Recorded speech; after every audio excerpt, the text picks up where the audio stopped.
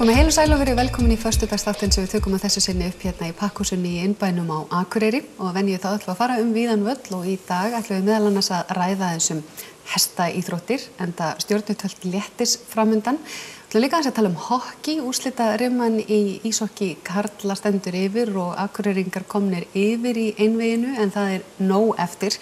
Við ætlum líka aðeins að tala fasteignamarkaðinn, sólmyrkvann að sjálfsögðu en það var við bregðum okkur hérna upp í Hlíðarfjall en þar var víst margmenn þar að fylgjast með sólmyrkvanum og gaman að sjá fólk hérna allavega á Akureyri allir með stórskringileg gleraugu að glápa út í loftið og við ætlum að tala líka aðeins Norðurlandamót sem fyrir ungmenni en það umsóknarfrestur þar og ýmislegt í sambandi við Norðurlöndin og samstarf þar á milli. Við ætlum hins vegar að byrja á því að tala stangveiði sem kannski tiltölulega óvenjulegt enda vetur en eitthvað að gerast hjá stangveiðifélagi Akureyrar svona bara hávetur?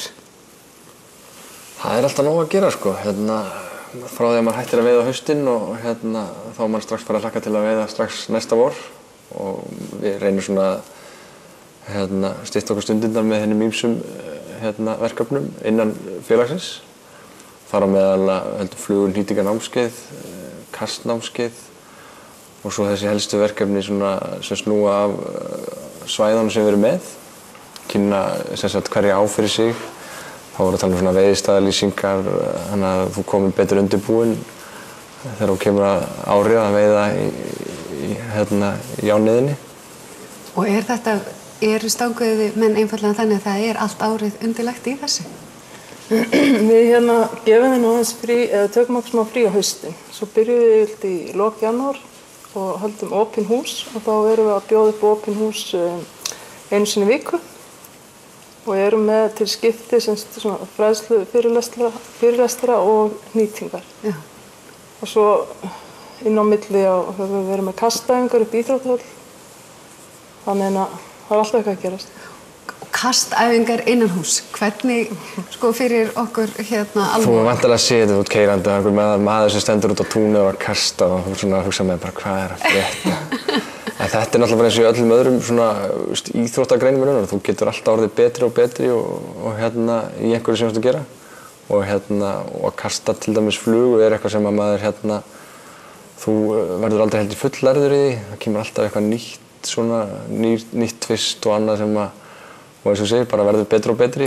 Maður búinn að vera að veiða sem var bara lítill en einhvern veginn ár frá ári þá finnur maður alltaf eitthvað nýtt og þarf að viðhalda sig bara, þannig að maður getur kasta almennilega. En hvað trikkið við að vera góður kastari? Er þetta bara það að kasta sem lengst? Eða hvernig? Nei, þetta náttúrulega meira sem hnitmiðaðast frekar. Þetta kannski ekki alltaf spurningu lengst. Þetta bara Þetta náttúrulega bara alltaf veiði líka sko. Þú getur kastað alveg 100% vel en færið ekki neitt sko. Og það oft með þessa frábæri fluguveiði kastara sko. Þeir veiði oft ekki neitt sko. Nei.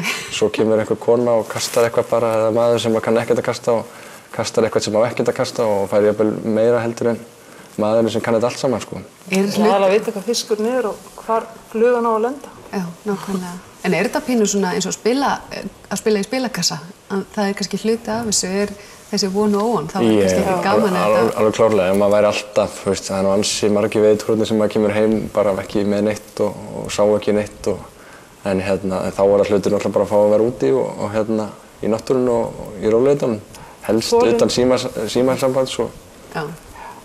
Þolum aðeins vinna oft. Já, nákvæmlega. En hvað með flugurnýtinguna? Er það mikil kúnst? Það ótrúlega auðvelt í raun og veru sko. Og bara eins og ég segi, þú byrjar kannski á einhverjum 1-2 flugum sem bara allir geta lært og svo bara svolítið tvinnarðu þig út frá því, bætir bara ofan það og það er náttúrulega fínt á svona fluguveiði námskeiðum sem við höfum verið með. En svo náttúrulega sem með öll svona félagsstörf það er allt orðið hægt að fá á netinu. Þannig að eins og maður sagði, þú YouTuber það bara. Já, nákvæmlega. Þú þarft svo sem ekkert endilega að sitja eitthvað fluguveiði námskeið. En það hlýtur að vera hluti af þessu samt bara fyrir áhuga fólk að hittast líka bara. Þetta sé meira það sko. Tala veiðina, ríða upp veiðisögur. Hetjusögur. Ég man nú 87 þegar ég tók 16 pundara. Og þessi stóri sem ég misti sko. Já. Það er alltaf hann. Alltaf þannig sko. En hvernig sjáu þið nú fyrir ykkur sumarið framundan? Hvað á að opna til dæmis fyrst? náttúrulega sko það sem beðið kannski mest eftir alltaf laxveiði einhvers staðar sem opna hér og þar, en það náttúrulega opna gríðarlega margar ár núna 1. apríl. Þá ber nú helst að nefna bara Norðurlandi í raun og veru bara í Skagafirði og svo austan okkur. Það nú ekki mikið sem opnar 1. apríl. Nei. Ekki okkar svæðum. Ekki okkar svæðum. Við opnum meira í maí. En kannski víðar land það sem verið að opna? Já, víðar land það sem svona allir bíða spenntir eftir, til dæmis Húseyjarkvísl í Skagafirði og Tungufljót og þetta eru svona helstu árnar sem menn bíða spenntir eftir. Það mikið af sjóbirtingu og flottar opnar yfirleitt. Nákvæmlega. En hvað með að kasta og sleppa? Er það inn eða ekki? Það klárlega inn, sko. Já. Já, ég held að það engin gott að drepa allt endilega sem þú átt að veiða og ég held að þetta snúist ekkert lengur endilega það, sko. Áður fyrir náttúrulega var rosalega gott að eiga fulla kista af fisk og þú þurftir kannski að halda bara. Já. En í dag þetta náttúrulega þú þarft ekkert á þess að halda. Að gera og kannski algjör óþarf að fara alla leið að það megi aldrei taka neitt. En bara þessi hóflega veiði, ef væri hægt að stunda hana og mönnum treystandi til þess. Það rosalega erfitt þegar alltaf á að sleppa. Já. Ef það engin kvóti eða neitt. Og þess kannski því miður þarf alltaf að setja smá kvóta. Já.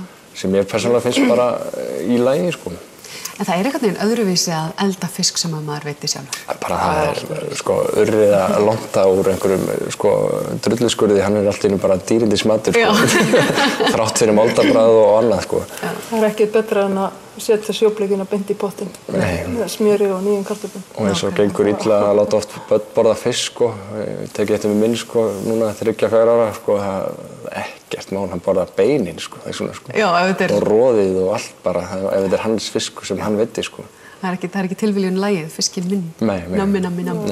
Og það kannski það sem við reynum svolítið að stefnum að á Stangafjölu Akureyrar, að það svolítið að koma yngri kynslóðum líka inn í þetta. Já, það er lítil nýliðun í gangi í stangveiði. Eins og hrættum að deyja út sem stétt. Já, það bara þannig. Já, þetta kannski komið orðið meira út í ómikið snopp, bara flugveiði og svona. Og fyrir vikið þá byrja krakkar ekkert endilega. Krakkar þurfa bara að setja flotholt og maðk og spún og þetta og mega taka og svona. Þannig að það svona það sem þarf að hlúa að, finnst mér persónulega. Þetta líka bara meira, þetta getur verið bara fjölskyldu, samvera og náttúru. Alveg gríðarlega og það eins og ég segi alltaf, það býr veiðieðli í okkur öllum. Hvað það nákvæmlega brýst út í veiði eða einhver annar staðar, það svo aftur á móti bara spurning. Það verið mjög jákvætt í vetrarstarfinu fyrir vetur og það verið talsveit ungu fólki að koma. Bæði að hnýta og hlusta á fyrirlesturna og voru að kasta einum. Þannig að það er mjög jákvætt. En hvað með bara að dorga á bryggjunni? Það alveg búið? Nei, það alveg bara, fólk ennþá því og það bara alltaf jafn gaman. Fá fisk, hvort sem fullorðin eða barn, það einhvern veginn bara alltaf jafn gaman. Nákvæmlega. Hrækja upp í marknútinu og úrnaða besta. Já, það bara þannig, sko. Nákvæmlega. Yndislegt, en fólk getur náttúrulega kíkt á heimasíðan ykkar og örugglega fleiri stangveiðifélög allt landi og fólk vill fara svona að hita sig upp fyrir. Engin spurning og bara allir velkomnir og taka þátt í þessu starfi sem við erum að byggja upp þarna, hvort sem menn eru félagsmenn eða ekki í raun og veru. Þá hvet ég bara alla til að mæta á öll svona hús. Nákvæmlega, og þið googlið það bara, stangveiðifélög. Já, googlið það. Svag.is. Kæra þakkir fyrir komuna. Takk fyrir okkur. Og við höldum áfram í föstudags þættinum eftir augnablik.